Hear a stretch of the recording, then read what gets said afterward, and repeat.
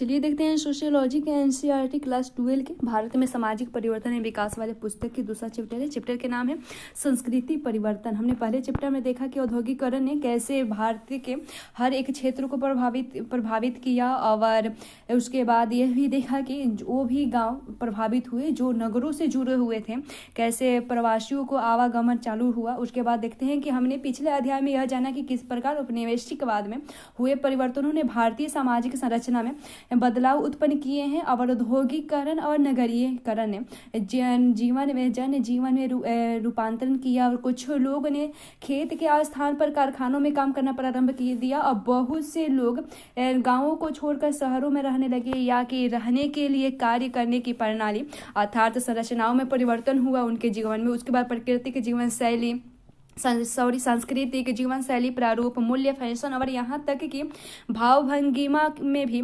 गुणात्मक बदलाव आए। समाजशास्त्रियों की समझ में सामाजिक संरचना का अर्थ है लोगों के संबंधों की वह सतत व्यवस्था है जिससे कि सामाजिक रूप से स्थापित प्रारूप अथवा व्यवहार के प्रतिमान के रूप में सामाजिक संस्थाओं और संस्कृति के द्वारा परिभाषित और नियंत्रित किया जाता है। पहले अध्याय में हम उन संरचनात्मक परिवर्तनों का अध्ययन कर लिए हैं जिन्हें उपनिवेशवाद ने उत्पन्न किया, और इन अध्याय में हम यह जानेंगे कि संरचनात्मक परिवर्तन सांस्कृतिक परिवर्तनों को समझने के लिए कितने महत्वपूर्ण है। यहाँ आप दो परस्पर संबंधित घटनाओं के बारे में जानेंगे। ये दोनों औपनिवेशिक शासन के प्रभाव की जटिल उत्पत्ति है। पहली घटना का संबंध 19वीं शताब्दी के समाज सुधारकों एवं प्रारंभिक 20वीं शताब्दी के राष्ट्रवादी नेताओं के सुनियोजित एवं सजग प्रयासों से संबंधित है। यह उन सामाजिक व्यवहारों में परिवर्तन लाने के लिए था जो कि महिलाओं एवं निम्न जातियों के साथ भेदभाव करते थे। दूसरी घटना उन कम सुनिश्चित परंतु निर्णायक परिवर्तनों में जुड़ी हुई थी जो सांस्कृतिक व्यवहारों में हुए, और जिन्हें सांस्कृतिकरण, आधुनिकीकरण, उसके बाद लौकिकरण और पश्चिमीकरण की चार प्रक्रियाओं में के रूप में समझा जा सकता है। ये बात बड़ी दिलचस्प है कि सांस्कृतिकरण की प्रक्रिया उपनिवेशवाद की शुरुआत से पहले की होती रही, और जबकि बाद की तीन प्रक्रियाएं वास्तव में भारत के लोगों की वह जटिल प्रक्रियाएं हैं जो उपनिवेशवाद से हुए परिवर्तन के कारण हुई है। देखते हैं 19वीं और 20वीं शताब्दी के प्रारंभ में हुए समाज सुधार आंदोलन के बारे में।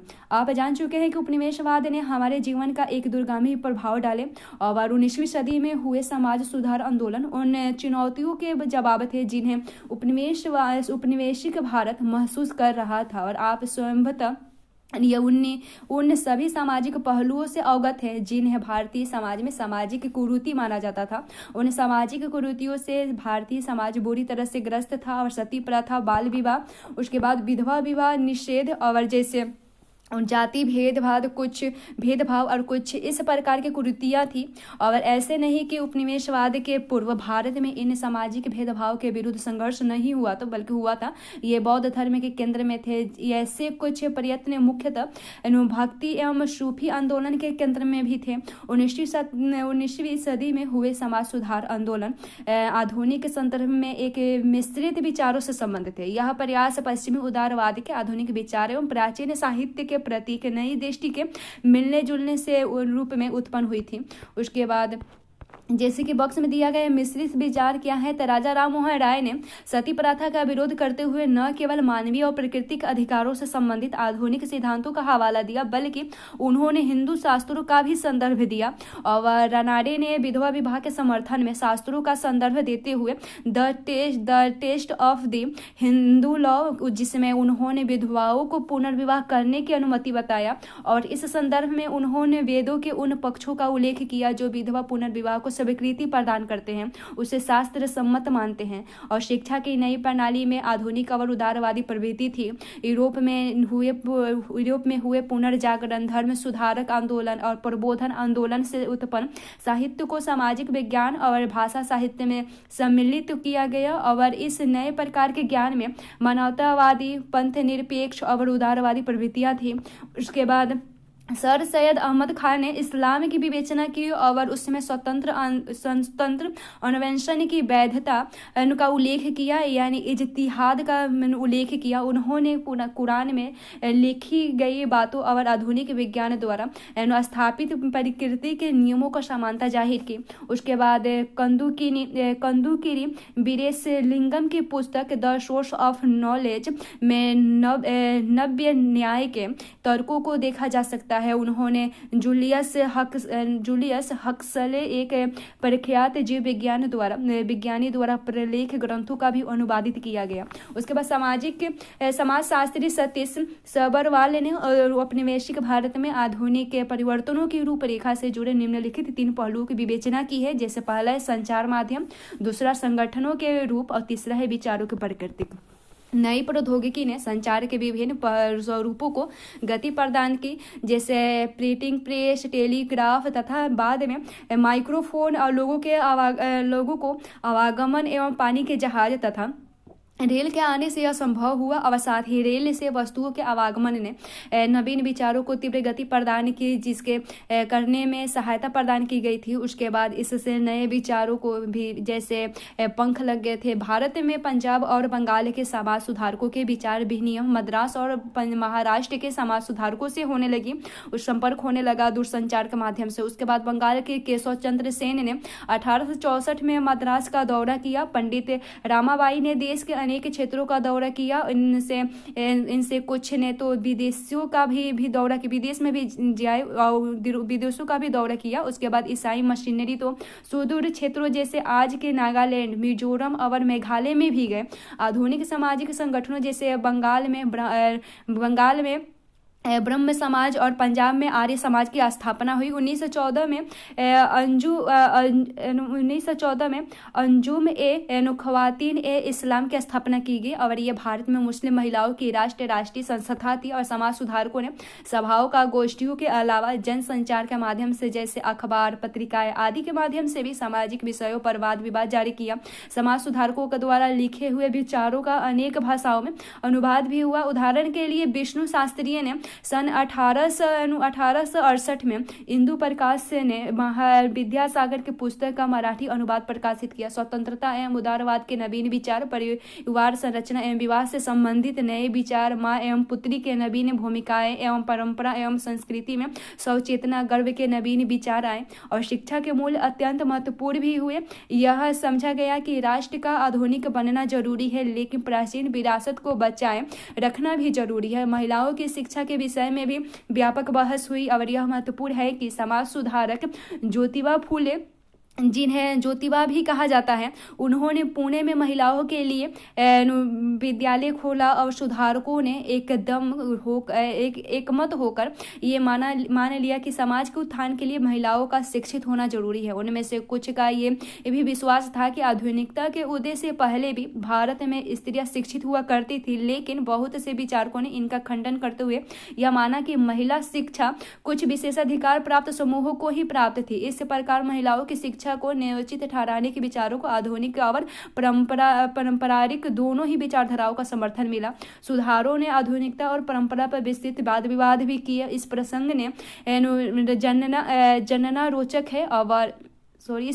में ये जानना रोचक है कि ज्योतिबा फूले ने आर्यों के आगमन से पूर्व काल को अच्छा माना, जबकि बाल गंगाधर तिलक ने आर्यों के युग को गरिमामय माना। और दूसरे शब्द में 19वीं सदी में हो रहे सुधारों ने एक ऐसा दौर उत्पन्न किया जिसमें बौद्धिक तथा सामाजिक उन्नति के प्रश्न और उनकी पुनर्व्याख्या सम्मिलित थी।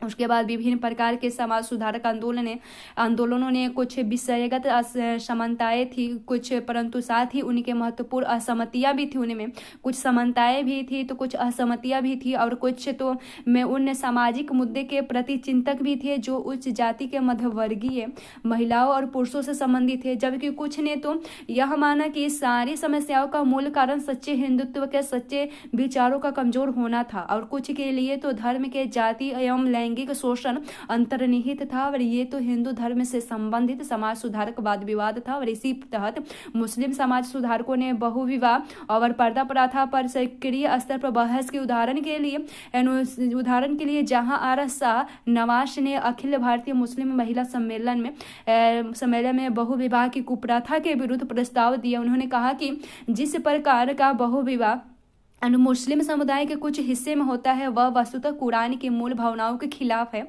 ये शिक्षित औरतों की जिम्मेदारी है कि वे अपने प्रभाव का इस्तेमाल कर अपने रिश्तेदारों और बहुविवाह को रोकें।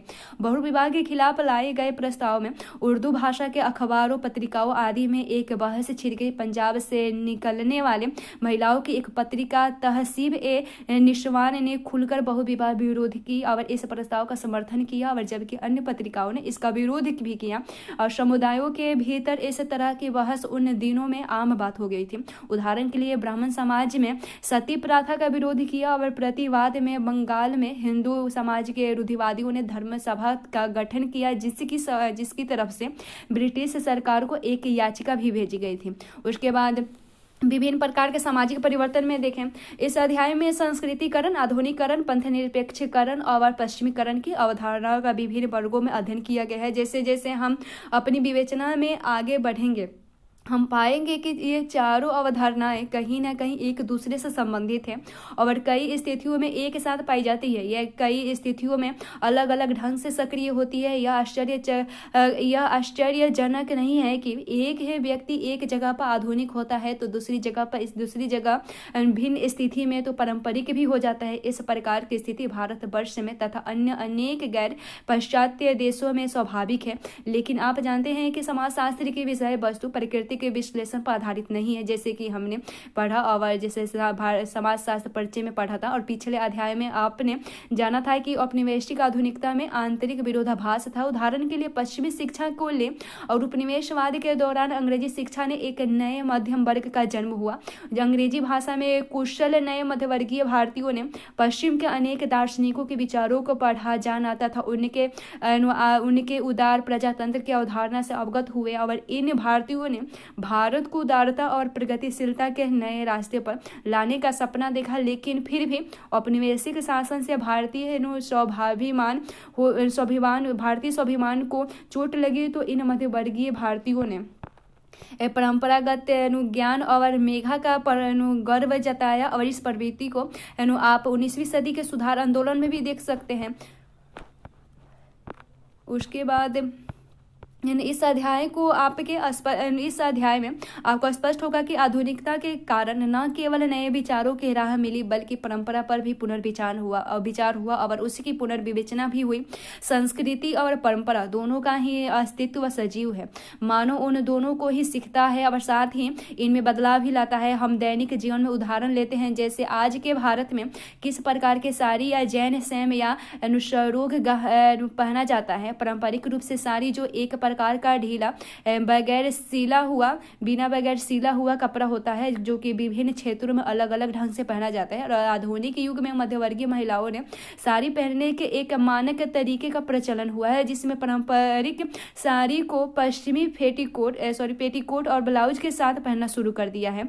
और भारत की संरचनात्मक और सांस्कृतिक विविधता स्वतः प्रमाणित थी और यह विविधता उन विभिन्न तरीकों को आकार देती है जिनमें आधुनिकीकरण या पश्चिमीकरण, संस्कृतिकरण और पंथ निरपेक्षीकरण विभिन्न समूहों के लोगों को अलग प्रभावित करते हैं या प्रभावित नहीं करते हैं। इस पाठ के अगले पृष्ठ में आप इन भिन्नताओं को भी देखेंगे। उसके बाद स्थान भाव के कारण हम इसे विस्तृत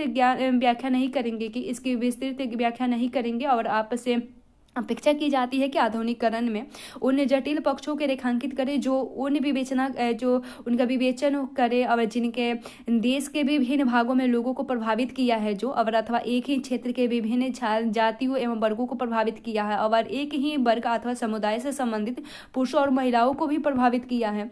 देखते हैं सामाजिक परिवर्तन के विभिन्न प्रकार में संस्कृतिकरण के बारे में। संस्कृतिकरण शब्द की उत्पत्ति M.N. श्रीनिवास ने की थी। संस्कृतिकरण का अभिप्राय उस प्रक्रिया से है जिसमें निम्न जाति या जनजाति या अन्य समूह उच्च जातियों विशेषकर दृढ़ जाति की जीवन पद्धति, अनुष्ठान, मूल्य, आदर्श, विचारधाराओं का अनुकरण करते हैं। संस्कृतिकरण के बहुआयामी प्रभाव है। उसके प्रभाव भाषा, साहित्य, विचारधारा, संगीत, नृत्य, नाटक, अनुष्ठान और जीवन पद्धति इसको भी देखा जा सकता है। मूल्यतः संस्कृतिकरण की प्रक्रिया हिंदू समाज के अंतर्गत विद्यमान है। यद्यपि श्रीनिवास को गैर हिंदू संप्रदायों और समूहों के भी यह प्रक्रिया दिखाई देती है। उनके सिद्धांत में और विभिन्न क्षेत्रों का अध्ययन से यह पाया जाता है कि यह प्रक्रिया देश के विभिन्न हिस्सों में अलग अलग ढंग से होती है। जिन क्षेत्रों में उच्च स्तरीय सांस्कृतिक सांस्कृतिक जातियां प्रभुत्वशाली थी, उस क्षेत्र की संपूर्ण संस्कृति में भी किसी न किसी स्तर का संस्कृतिकरण हुआ है।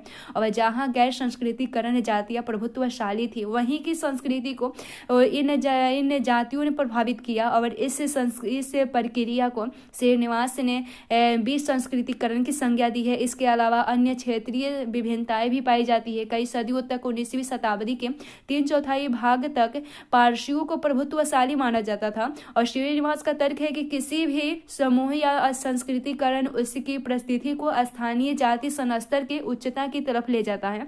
सामान्यतया यह माना जाता है कि संस्कृतिकरण संबंधित समूह की आर्थिक अथवा राजनीतिक स्थिति से में सुधार है, अथवा हिंदुत्व के महान परंपराओं का ही किसी स्रोत के साथ उसका संपर्क होता है। परिणाम स्वरूप उस समूह में उच्च चेतना का भाव उभरता है। और महान परंपराओं का यह स्रोत कोई तीर्थ स्थल हो सकता है, कोई मठ हो सकता है, अथवा कोई मतांतर वाला संप्रदाय हो सकता है। लेकिन तीव्र असमानता वाला समाज जैसे भारतीय समाज में उच्च जातियों की जीवन शैली, अनुष्ठान, ज्ञान आदि को निम्न जातियों द्वारा अपनाना मुश्किल है, क्योंकि उसके लिए अनेक सामाजिक रुकावटें हैं। और वस्तुतः पारंपरिक तौर पर उच्च जाति के लोग उन निम्न जातियों को दंडित भी करते हैं और इस प्रकार की चेष्टा करने का साहस जुटा पाते हैं। अब उसके बाद नीचे दिए गए उदाहरण से आप उपयुक्त विचार को समझेंगे। जैसे कि कुमुद पावरे ने अपनी आत्मकथा में स्मरण किया कि कैसे एक दलित महिला संस्कृति की शिक्षा बनी। और शायद यह एक ऐसा माध्यम है जो उन्हें उन क्षेत्रों में जाने देता जिनमें अब तक लैंगिक परिस्थिति एवं जाति के आधार पर प्रवेश संभव नहीं था। शायद वे संस्कृति के ज्ञान के लिए इसलिए भी प्रेरित हुई ताकि वे मूल्य संस्कृति साहित्य में स्त्री और दलितों के बारे में कही गई बातों को जान सके। जैसे जैसे वे अपने अध्ययन में आगे बढ़ी, उन्हें अनेक प्रकार की सामाजिक प्रक्रियाओं को सामना करना पड़ा, जिसमें आश्चर्य से लेकर ईर्ष्या तक सम्मिलित थी। उसके बाद यह साथ ही उसमें संरक्षित स्वीकृति से लेकर पूर्व स्वीकृति तक के पक्ष सम्मिलित थे। जैसे कि वह कहती है कि इसका परिणाम यह हुआ कि मैं अपनी जाति को भूलने की पूरी कोशिश करती हूँ, लेकिन ये प्राय असंभव है। और इससे मुझे वह अनुभव याद आता है जो मैंने कहीं सुना था कि जो जन्म से मिला हो और जो मरने के बाद भी नष्ट न हो, वो जाति होती है। संस्कृतिकरण एक ऐसी प्रक्रिया की ओर संकेत करता है जिसमें व्यक्ति सांस्कृतिक दृष्टि से प्रतिष्ठित समूहों के रीति रिवाज एवं नामों का अनुकरण कर अपनी परिस्थिति को उच्च बनाते हैं। संदर्भ प्रारूप अधिकतर आर्थिक रूप से बेहतर होता है। दोनों ही स्थिति में यह संकेत विद्यमान है कि जब व्यक्ति धनवान होने लगता है तो उसकी आकांक्षाओं और इच्छाओं की परिस्थिति समूह भी स्वीकारने लगते हैं। और संस्कृतिकरण की अवधारणा की अनेक स्तरों पर आलोचना की गई है। सर्वप्रथम इस अवधारणा की आलोचना में यह कहा जाता है कि इसमें सामाजिक गतिशीलता निम्न जाति का सामाजिक स्तरीकरण में ऊर्ध्वगामी परिवर्तन करती है, जो उसको बढ़ा चढ़ा कर बताया गया है। और इस प्रक्रिया से कोई संरचनात्मक परिवर्तन न होकर केवल कुछ व्यक्तियों तक स्थिति परिवर्तन होता है। दूसरे शब्दों में इसका मतलब यह है कि कुछ व्यक्ति असमानता पर आधारित सामाजिक संरचना में अपनी स्थिति में तो सुधार कर लेते हैं, लेकिन इससे समाज में व्याप्त असमानता और भेदभाव समाप्त नहीं कर पाते हैं। दूसरा आलोचनात्मक पक्ष यह है कि इस अवधारणा की विचारधारा में उच्च जाति की जीवन शैली उच्च एवं निम्न जाति के लोगों की जीवन शैली निम्न है, और यह उच्च जाति के लोगों की जीवन शैली का अनुकरण करने की इच्छा को अवांछनीय और प्राकृतिक मान लिया जाता है। तीसरी आलोचना यह है कि संस्कृतिकरण की अवधारणा एक ऐसी प्रारूप को सही ठहराती है जो दरअसल असमानता और अपवर्जन पर आधारित है। इससे संकेत मिलता है कि पवित्रता और अपवित्रता के जातिगत पक्षों को उपयुक्त माना जाता है। चौथी आलोचना में यह कहा जाता है कि उच्च जाति के अनुष्ठानों, रिवाजों और व्यवहारों को संस्कृतिकरण के कारण स्वीकृति मिलने से लड़कियों और महिलाओं को असमानता की सीढ़ी में सबसे नीचे ढकेल दिया जाता है। और इससे कन्या मूल्य के स्थान पर दहेज प्रथा और अन्य समूहों के साथ जातिगत भेदभाव इत्यादि बढ़ गए हैं। और पांचवी, दलित संस्कृति एवं दलित समाज के मूलभूत पक्षों को भी पिछड़ापन मान लिया जाता है। उदाहरण के लिए निम्न जाति के लोगों द्वारा किए गए श्रम को भी निम्न एवं श्रमदायक माना जाता है, और उन कार्यों को सभ्य नहीं माना जाता जिन्हें निम्न जाति के लोग करते हैं। उन्हें जुड़े सभी कार्यों जैसे शिल्प, तकनीकी, योग, विभिन्न औषधि की जानकारी, पर्यावरण का ज्ञान, कृषि ज्ञान, पशुपालन संबंधी जानकारी इत्यादि को औद्योगिक युग में गैर उपयोगी मान लिया जाता है। ब्राह्मण विरोधी आंदोलन एवं क्षेत्रीय शौच चेतना के विकास ने 20वीं शताब्दी में ऐसे प्रयासों को जन्म दिया जिसके अंतर्गत अनेक भारतीय भाषाओं में संस्कृति के शब्दों एवं मुहावरों को हटा दिया गया और पिछड़े वर्गों के आंदोलन का एक निर्णायक परिणाम यह हुआ कि जातीय समूह एवं व्यक्तियों की ऊर्ध्वगामी गतिशीलता में पंथ निरपेक्ष कारकों की भूमिका पर बल दिया जाने लगा। प्रभुत्व जाति की दृष्टि से यह कहा जा सकता है कि अब वैश्य, क्षत्रिय एवं ब्राह्मण वर्ण से संबंधित लोगों को जातीय पहचान बताने की कोई इच्छा नहीं थी और बल्कि दूसरी ओर प्रभुत्व जाति सदस्यता प्रतिष्ठा का सूचक बन गई है। विगत वर्षों में ऐसी ही भावना दलितों में भी आई और जो अपने को दलित बताने में प्रतिष्ठा अनुभव करते थे। उसके बाद पश्चिमीकरण में देखें तो आप पहले अध्याय में हमारे पश्चिमी औपनिवेशिक अस्तित्व के बारे में पढ़ चुके हैं। ये है भी जाना कि इसके प्रभाव से अनोखे और विरोधाभासी परिवर्तन हुए हैं। और M.N. श्रीनिवास ने पश्चिमीकरण की परिभाषा देते हुए कहा कि भारतीय समाज और संस्कृति में लगभग 150 सालों के ब्रिटिश शासन के परिणाम स्वरूप आए परिवर्तन है जिसमें विभिन्न पहलू आते हैं जैसे प्रौद्योगिकी, संस्था, विचारधारा और मूल्य। पश्चिमीकरण के विभिन्न प्रकार रहते हैं। जैसे एक प्रकार के पश्चिमीकरण का मतलब उस पश्चिमी उप संस्कृति प्रतिमान से है जिसे भारतीयों के उस छोटे समूह ने अपनाया जो पहली बार पश्चिमी संस्कृति के संपर्क में आए और इसमें भारतीय बुद्धिजीवियों की उप संस्कृति भी शामिल है जिन्होंने न केवल पश्चिमी प्रतिमान चिंतन के प्रकारों, स्वरूपों और जीवन शैलियों को स्वीकारा बल्कि इसका समर्थन और विस्तार भी किया। 19वीं सदी के अनेक समाज सुधारक इसी प्रकार के थे और दिए गए बॉक्स में विभिन्न प्रकार के पश्चिमीकरण के भी ज्ञान का बोध कराता है। जैसे कि 1870 में रवि वर्मा को की जाके पलाट कृष्ण मेनन ने परिवार का चित्रांकन करने के लिए अनुबंधित किया गया और यह एक परिवर्तित कार्य था जो परिवर्तन के असर से गुजरते समय एक सूचक था और इस सपाट द्विआयामी शैली का मिश्रण था और साथ ही पुराने जमाने का जल मिश्रण, रंग तथा नई तकनीकी और दृष्टिकोण एक चयनात्मक की नवीन प्रविधियों को उपस्थिति मिलती है जो स्थलीय चित्र के रूप में व्यक्त होती है। और इनकी अन्य विशेषताएं है कि स्थानों के वितरण करने की प्रवृत्ति जैसे उम्र के स्तरीकरण के अनुसार बैठे हुए व्यक्तियों की व्यवस्था उससे 19वीं सदी के उन यूरोपीय चित्रों की याद आती है जिसमें बुर्जुआ परिवार दिखाई देते हैं। कितनी आश्चर्य की बात है कि पेंटिंग मातृवंशीय केरल के नायकों की है जो कृष्णा मेनन की जाती थी और उस वक्त बनाई गई थी जब वे पितृस्थानीय एकल परिवार से ज्यादा परिचित भी नहीं थी।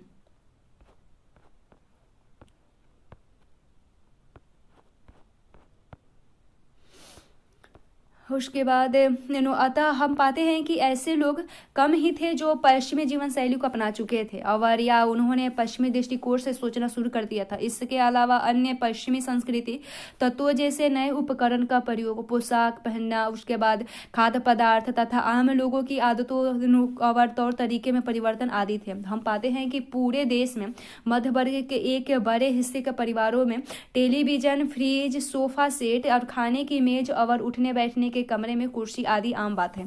पश्चिमीकरण में किसी संस्कृति विशेष के बाह्य तत्वों के अनुकरण की प्रवृत्ति भी होती है और परंतु आवश्यक नहीं कि प्रजातंत्र और सामाजिक समानता जैसे आधुनिक मूल्यों में भी विश्वास रखते हैं। जीवन शैली एक चिंतन के अलावा भारतीय कला और साहित्य पर भी पश्चिमी संस्कृति का प्रभाव पड़ा।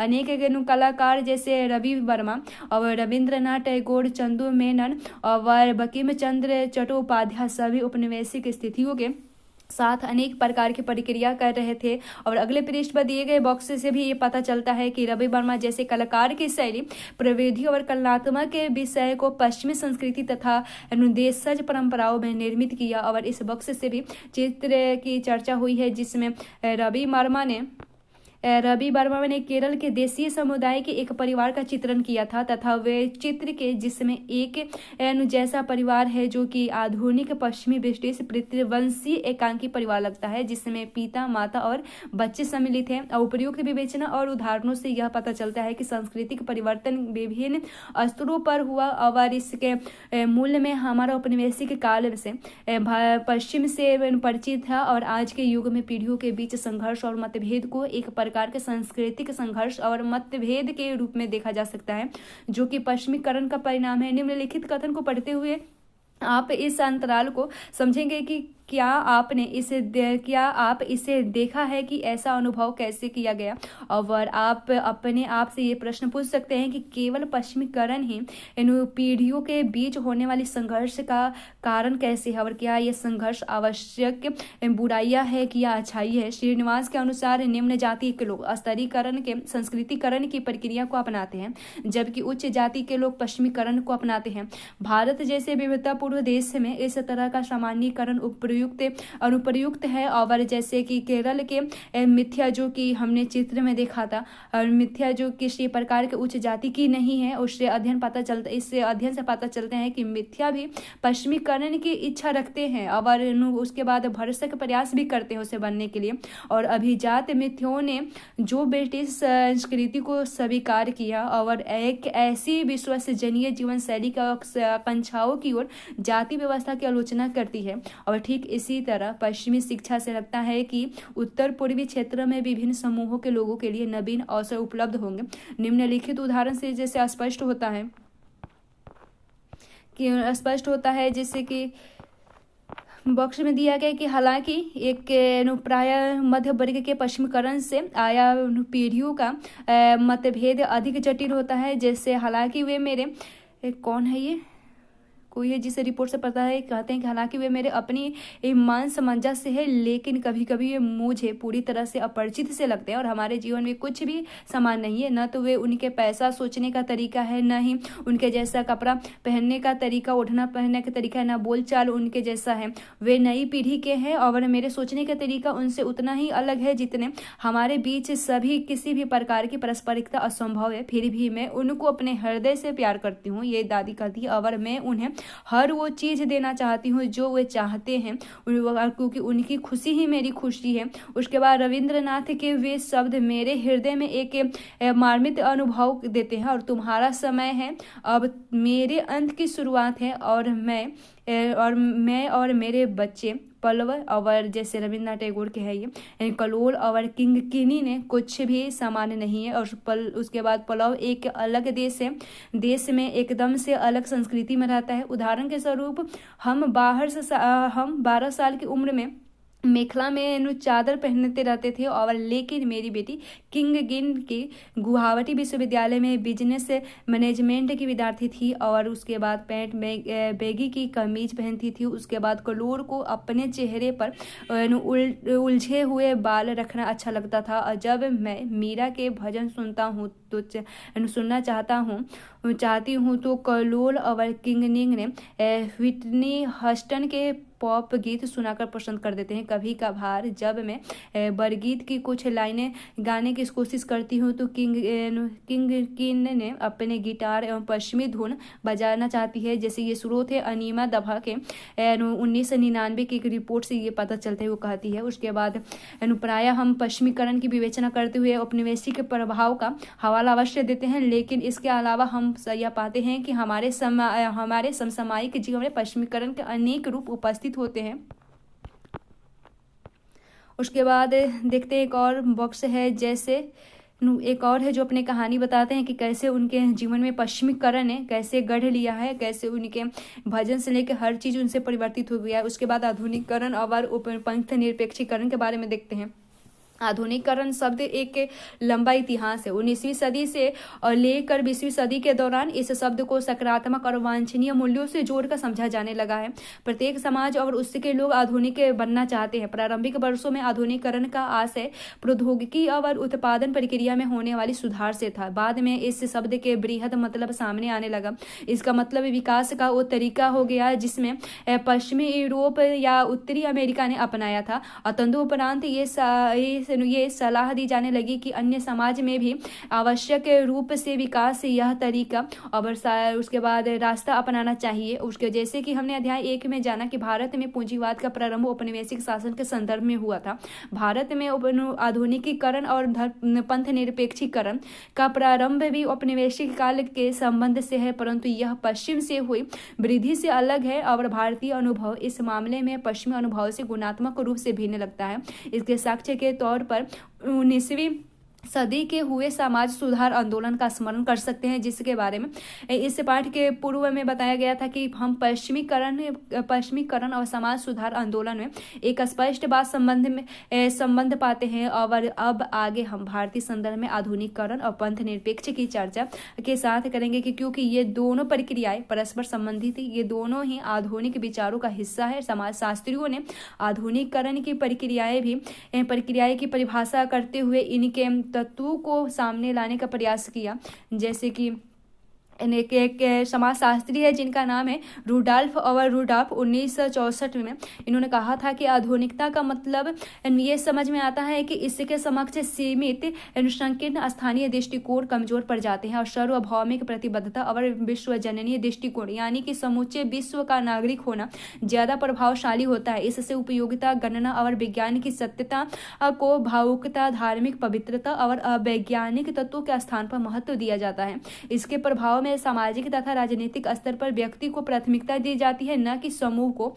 और इसके मूल्य के मुताबिक मनुष्य ऐसे समूह या संगठन में रहते हैं और काम करते हैं जिसका चयन जन्म के आधार पर नहीं बल्कि इच्छा के आधार पर होता है। और इसके भाग्यवादी प्रवृत्ति के ऊपर ज्ञान तथा नियंत्रण क्षमता को प्राथमिकता दी जाती है और यही इन मनुष्य को उससे के भौतिक तथा मानवीय पर्यावरण से जोड़ता है और अपनी पहचान को चुनकर अर्जित किया जाता है, न कि जन्म के आधार पर। इसका मतलब यह हुआ कि कार्य को परिवार, गृह और समुदाय से अलग कर नौकरीशाही संगठन में शामिल किया जाता है। उसके बाद दूसरे शब्दों में लोग स्थानीय सीमाबद्ध विचारों से प्रभावित न होकर सार्वभौमिक जगत और उसके मूल्यों को मानते हैं। और उसके बाद आपका व्यवहार और विचार आपके परिवार या जनजाति या जाति या समुदाय द्वारा तय नहीं होता है। उसके बाद आपको अपना व्यवसाय अपनी पसंद के चुनने की आवश्यकता होती है, न कि विवशता के लिए जो कि व्यवसाय उसके आपके माता पिता ने किया या वहीं आप भी करेंगे, ये जरूरी नहीं है। उसके बाद कार्य का अनुभव आपकी इच्छा पर आधारित है, न कि जन्म पर।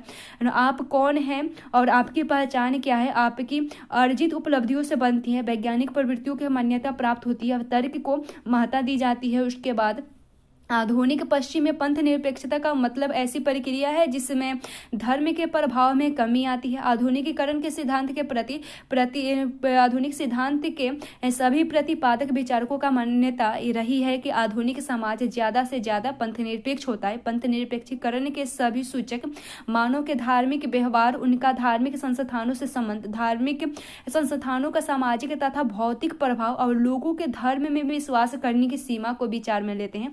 यह माना जाता है कि पंथ निरपेक्षीकरण के सभी सूचक आधुनिक समाज में धार्मिक संस्थाओं और लोगों के बीच बढ़ी हुई साक्ष्य की प्रस्तुत करती है, बढ़ती दूरी को साक्ष्य को प्रस्तुत करती है। लेकिन हाल ही में धार्मिक चेतना में अभूतपूर्व वृद्धि और धार्मिक संघर्ष के उदाहरण सामने आए। हालांकि अतीत की भांति एक विचार यह भी है कि आधुनिक युग धार्मिक जीवन को आवश्यक रूप से विलुप्त करेगा। यह विचार पूरी तरह से सच नहीं है। आपको यह याद होगा कि किस प्रकार संचार के आधुनिक प्रकारों, संगठन और विचार के स्तर पर नए प्रकार के धार्मिक सुधार संगठनों का उद्भव हुआ और आपके इसके अलावा भारत में किए जाने वाले कुछ अनुष्ठानों में प्रत्यक्ष रूप से पंथ निरपेक्षीकरण प्रभावित ही रहा है। उसके बाद वस्तुतः अनुष्ठानों के पंथ निरपेक्ष आयाम पंथ निरपेक्षता के लक्ष्यों से पृथक होते हैं। इसने पुरुषों और महिलाओं को अवसर मिलता है कि वे अपने मित्रों से और अपनी उम्र से बड़े लोगों से घुले मिले और अपनी संपत्ति का भी कपड़े और जेवर पहनकर उसका प्रदर्शन करें। और पिछले कुछ दशकों से अनुष्ठानों में आर्थिक, राजनीतिक और प्रतिष्ठित आयामी पक्ष ज्यादा उभर कर सामने आए। दिखावे की प्रवृत्ति को इस बात से समझा जा सकता है कि शादी विवाह के अवसर पर घर के बाहर लगी मोटर कार की कतार और अति महत्वपूर्ण व्यक्ति के यानी VIP जिसे कहा जाता है, उसे मेहमान मानकर आने को उस पर परिवार की समृद्धि और विशेषता समझा जाता है। और स्थानीय समुदाय में ऐसे परिवारों को ऊंची नजर से देखा जाता है। और उसके बाद जाति के पंथ निरपेक्षीकरण का अर्थ किस तरह लिया जाए, इस पर जबरदस्त वाद विवाद भी होता रहा है। इसका मतलब क्या है और पारंपरिक भारतीय समाज में जाति व्यवस्था धार्मिक चौखटे के अंदर क्रियाशील थी। पवित्र से संबंधित विश्वास से और व्यवस्था इस क्रियाशील का केंद्र थी। और आज के समय में जाति एक राजनीतिक दबाव समूह के रूप में ज्यादा कार्य कर रही है। सामयिक भारत में जाति संगठन की जातिगत राजनीतिक दलों का उद्भव हुआ है। ये जातिगत संगठन अपनी मांग मनवाने के लिए दबाव डालते हैं और जाति की इस बदलती हुई भूमिका को जाति का पंथ निरपेक्षीकरण कहा गया है।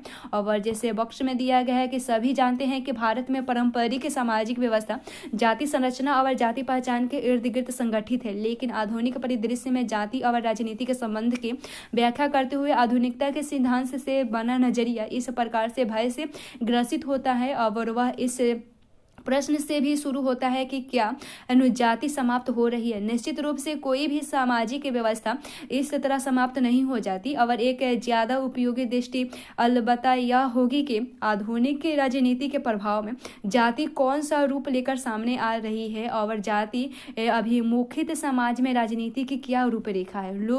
जो लोग भारतीय राजनीति में जातिवाद की शिकायत करते हैं, दरअसल वे ऐसी राजनीति की खोज में है जिसका समाज में कोई आधार ही नहीं है। राजनीति के एक प्रतियोगितात्मक प्रयास है जिसका उद्देश्य होता है कि शक्ति पर कब्जा कर कुछ निर्धारित लक्ष्यों की पूर्ति करना। और एक महत्वपूर्ण बात संगठन का होना तथा सहायता का निरूपण करना। और जहां राजनीति जन आधारित हो वहां ऐसे संगठन द्वारा जिससे जनसाधारण जुड़ा हो सहायता का निरूपण किया जाता है। इसका तात्पर्य यह है कि जहां जाति संरचना का ऐसा संगठनात्मक समूह प्रदान करती है जिसमें जनसंख्या का एक बड़ा भाग है निवास करता है। और उसके बाद राजनीति को ऐसी संरचना के माध्यम से व्यवस्थित करने का प्रयत्न भी किया जाता है।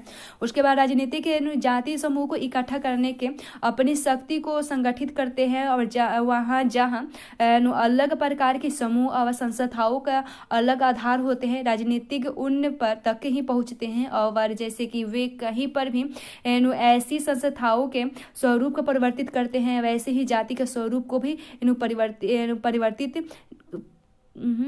वे ऐसे ही संस्थाओं के स्वरूपों को भी परिवर्तित करते हैं और वैसे ही जाति के स्वरूपों को भी परिवर्तित करते हैं। निष्कर्ष के तौर पर देखें तो इस अध्याय में हम भारत के सामाजिक परिवर्तन लाने वाले विभिन्न तरीकों को दर्शाया गया है, वो भी पढ़े। और उसके बाद औपनिवेशिक अनुभवों के परिणाम दीर्घकालिक क्या थे वो भी जाने। इनमें से बहुत से अनैच्छिक और विरोधाभासी थे। और आधुनिकता के पश्चिमी विचारों ने भारतीय राष्ट्रवादियों की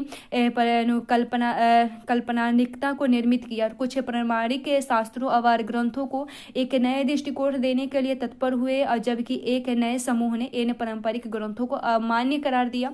पश्चिमी संस्कृति के स्वरूपों की हमारे समाज में पैठ हुई। उसके बाद इसके अनुरूप ही एक नए प्रकार की सामाजिक व्यवहार के मानदंड सामने आए और पुरुषों, स्त्रियों और बच्चों का आचरण किस प्रकार का हो, कलात्मक अभिव्यक्तियों में भी इसकी छाप नजर आती है। और हमारे समाज सुधार आंदोलनों और राष्ट्रीय आंदोलन पर पाश्चात्य समानता और प्रजातंत्र के विचारों पर गहरा भी प्रभाव पड़ा। और इन सब के सबसे एक और जहां पश्चिमी विचारों को भारतीय समाज में स्वीकृति मिली, वहीं दूसरी तरफ भारतीय परंपरा पर प्रश्न किए गए और तथा उसकी पुनर्व्याख्या भी की गई। और अगला अध्याय भारत के प्रजातांत्रिक अनुभव के बारे में है, जिसमें पुनः यह दर्शाया गया है कि कैसे एक अत्यधिक असमानता वाले समाज में समानता एवं सामाजिक न्याय के मूलभूत विचारों पर आधारित संविधान को लागू किया गया।